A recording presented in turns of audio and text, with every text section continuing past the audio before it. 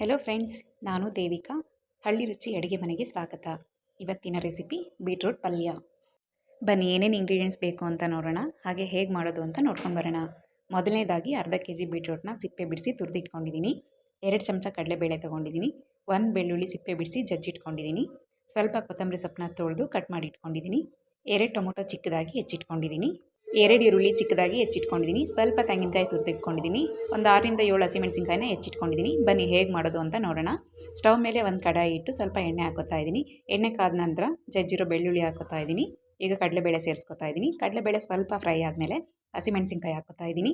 ಈಗ ಈರುಳ್ಳಿ ಹಾಕೋತಾ ಇದ್ದೀನಿ.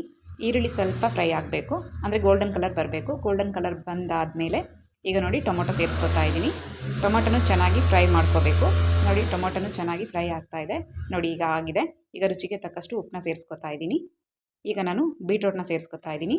ಬೀಟ್ರೂಟ್ನ ಸೇರಿಸ್ಕೊಂಡು ಮೀಡಿಯಮ್ ಫ್ಲೇಮ್ನಲ್ಲಿ 10ರಿಂದ 15 ನಿಮಿಷದ ತನಕ ಚೆನ್ನಾಗಿ ಫ್ರೈ ಮಾಡ್ಕೋಬೇಕು. ಇದಕ್ಕೆ ಬೇರೆ ನೀರನ್ನ ಆ್ಯಡ್ ಮಾಡ್ಕೋತಾ ಇಲ್ಲ. ಬೀಟ್ರೂಟ್ನಲ್ಲೇ ನೀರಿನ ಅಂಶ ಇರೋದ್ರಿಂದ ನಾವು ಅದರಲ್ಲೇ ಫ್ರೈ ಮಾಡಿಕೊಂಡ್ರೆ ಪಲ್ಯ ತುಂಬ ಚೆನ್ನಾಗಾಗುತ್ತೆ. ಈಗ ತೆಂಗಿನಕಾಯಿ ಕೊತ್ತಂಬರಿ ಸೊಪ್ಪನ್ನ ಸೇರಿಸ್ಕೊಂಡು 15ರಿಂದ 20 ನಿಮಿಷ ಲೋ ಫ್ಲೇಮ್ನಲ್ಲೇ ಚೆನ್ನಾಗಿ ಫ್ರೈ ಮಾಡ್ಕೋಬೇಕಾಗುತ್ತೆ. ಲೋ ಫ್ಲೇಮ್ನಲ್ಲೇ ಫ್ರೈ ಮಾಡ್ಕೋತಾ ಇದ್ದರೆ ತುಂಬ ಟೇಸ್ಟಿಯಾಗಿರುತ್ತೆ. ಒಂದ್ಸತಿ ನೀವು ಟ್ರೈ ಮಾಡಿ, ನಿಮಗೆ ಗೊತ್ತಾಗುತ್ತೆ. ನೋಡಿ ಈಗ ರೆಡಿ ಆಗಿದೆ ಪಲ್ಯ. ಈಗ ಒಂದು ಬೌಲ್ಗೆ ನಾನು ಸರ್ವ್ ಮಾಡ್ಕೊಂಡಿದ್ದೀನಿ. ಈ ರೆಸಿಪಿ ನಿಮಗೆ ಇಷ್ಟ ಆಗಿದ್ದರೆ ಲೈಕ್ ಮಾಡಿ, ಕಮೆಂಟ್ ಮಾಡಿ, ಶೇರ್ ಮಾಡಿ, ತಪ್ಪದೆ ಸಬ್ಸ್ಕ್ರೈಬ್ ಮಾಡ್ಕೊಳ್ಳಿ. ಈ ವಿಡಿಯೋ ನೋಡಿದ್ದಕ್ಕೆ